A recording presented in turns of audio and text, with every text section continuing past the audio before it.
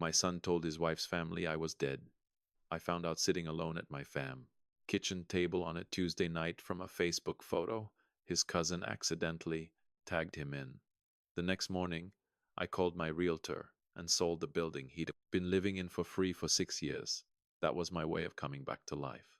If that shocks you, keep listening because by the time I'm done, you'll understand exactly why I did it. And you might even understand why I don't regret a single second of it. I'm Raymond Cole. I'm 67 years old. I worked as a licensed electrician for 38 years in the greater Columbus, Ohio area, starting when I was barely 19 with a borrowed tool belt and calloused hands that didn't know what they were doing yet. I retired at 57 with bad knees, a hearing aid in my left ear from too many years near generators, and a modest but paid-off duplex on Claremont Avenue that I had purchased with cash in 2009.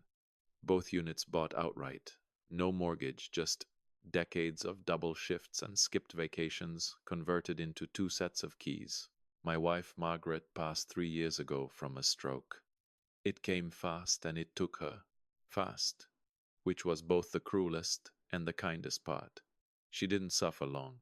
I suffered plenty, but that's a different story. We had one son, Connor. He's 34 now. He works in commercial real estate in a downtown office with a view of the Scioto River, and he dresses like a man who has never once carried anything heavier than a briefcase. I used to be proud of that. I want you to understand something before I go any further. I was not a perfect father. I worked too much. I missed some school plays.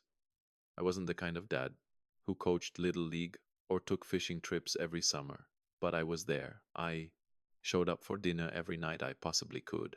I drove him to every job interview when his car broke down. When he got his real estate license, I drove 40 minutes in a snowstorm to be at the testing center when he walked out. I stood in the parking lot in January with a cup of bad coffee, and I watched his face when he came through those doors. And that look, that proud, stunned look, that was worth every cold minute. I loved my son the way men like me love. Not with words, with presence, with showing up. And I gave him something that cost me more than I ever told him.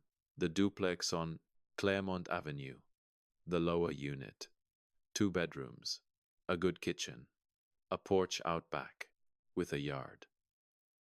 I told him when he was 29 and just starting out, move in, no rent, get on your feet.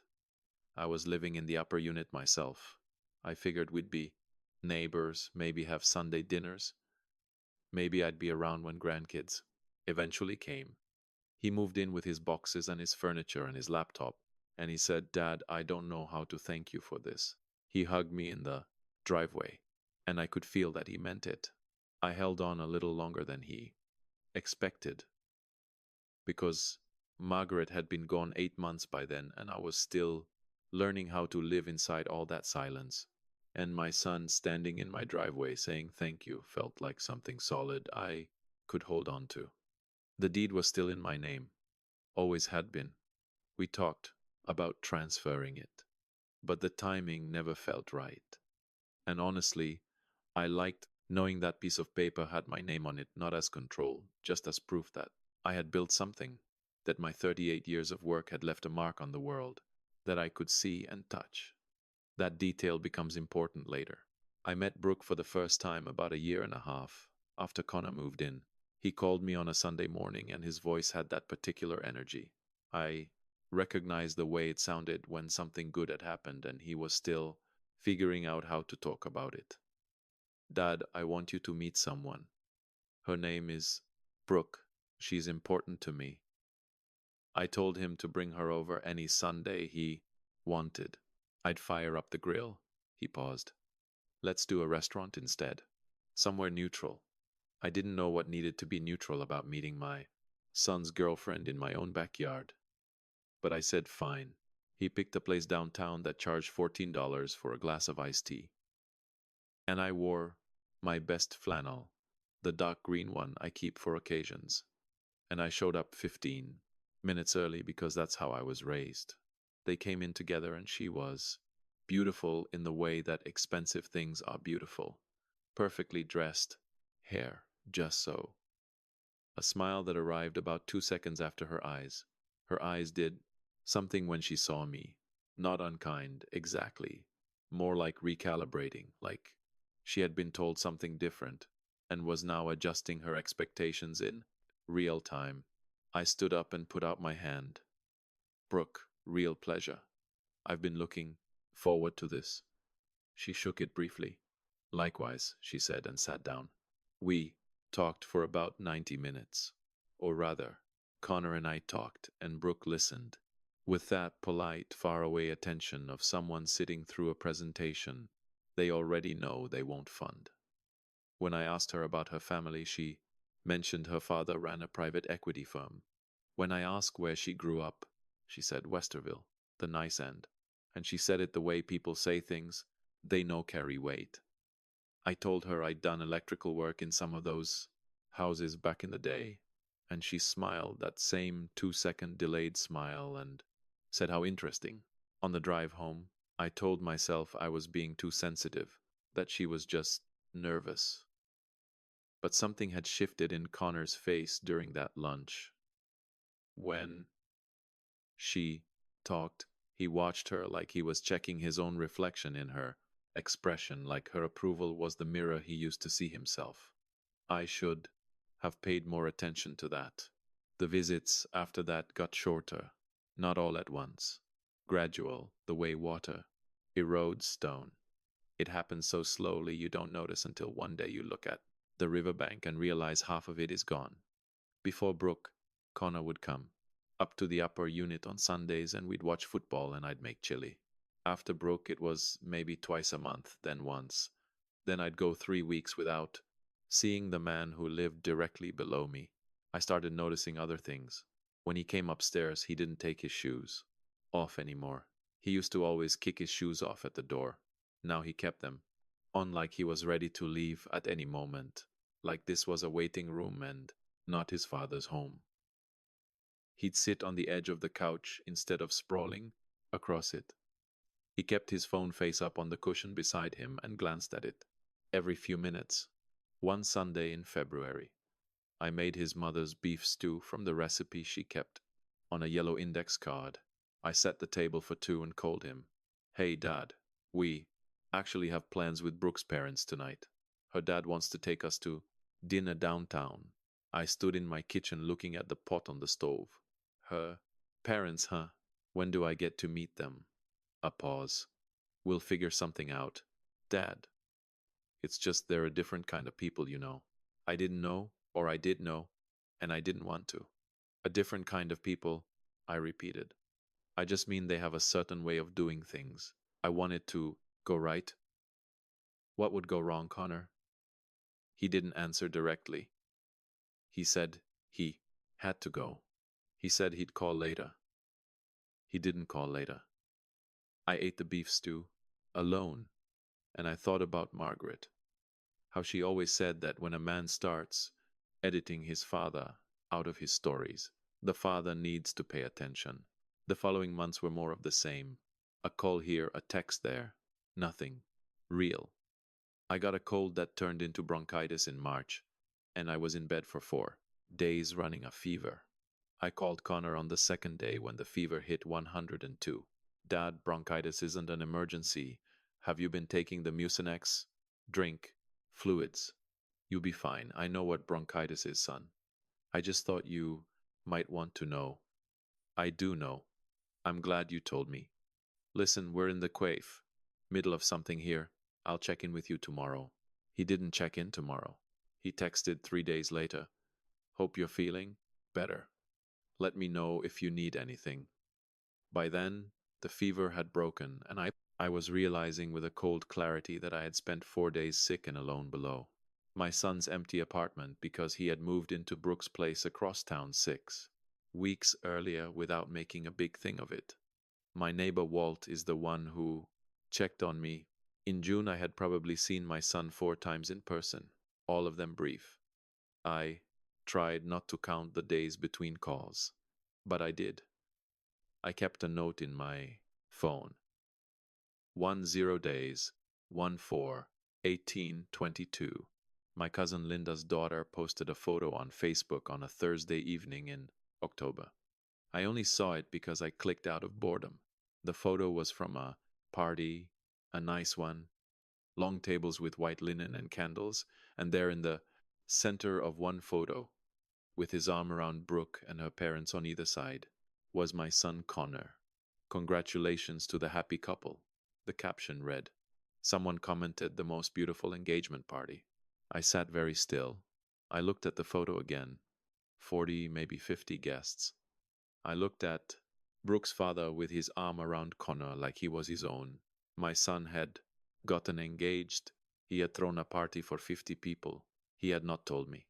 I am not a man who cries easily. I didn't cry, but I understood why. Because this wasn't a surprise. This was confirmation. This was the final piece of a puzzle I had been pretending not to see for 18 months.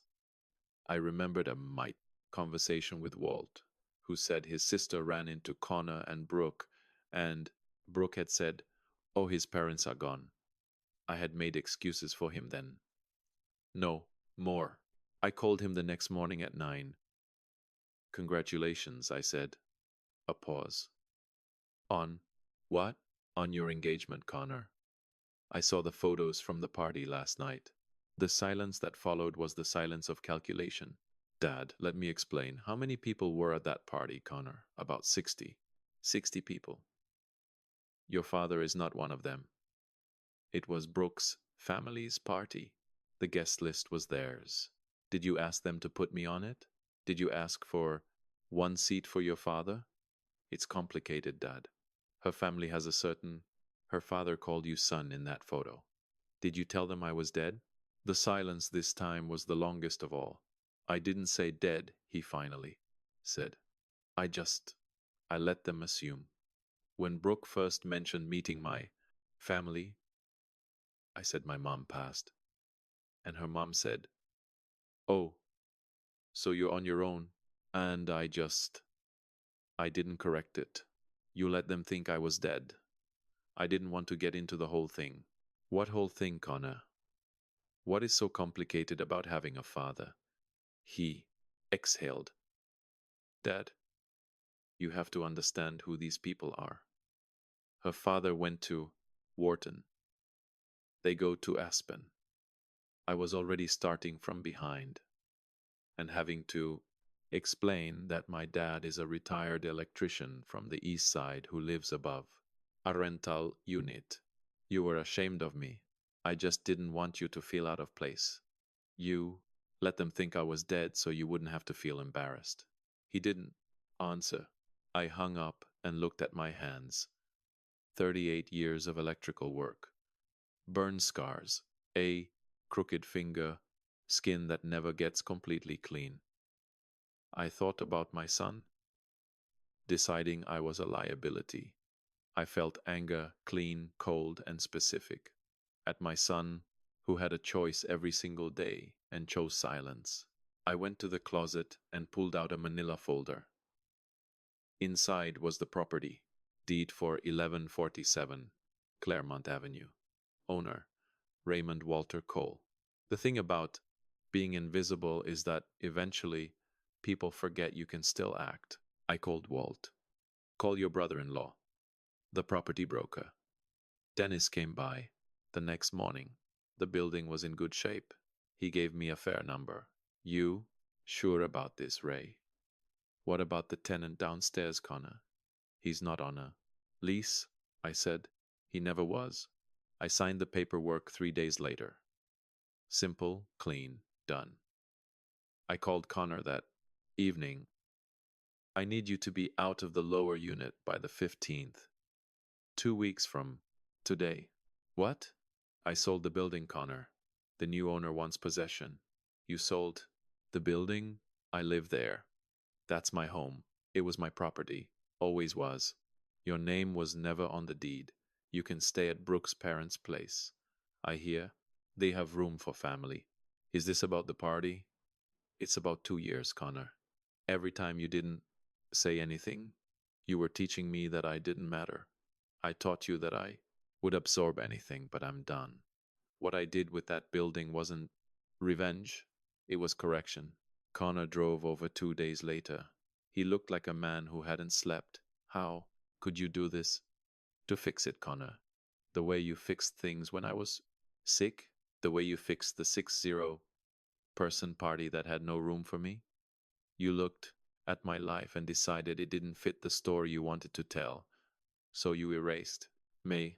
Dad, I'm sorry. I'll tell Brooke everything. We'll start over. Please, don't do this. That building meant 38 years of my life converted into walls so you'd have something solid.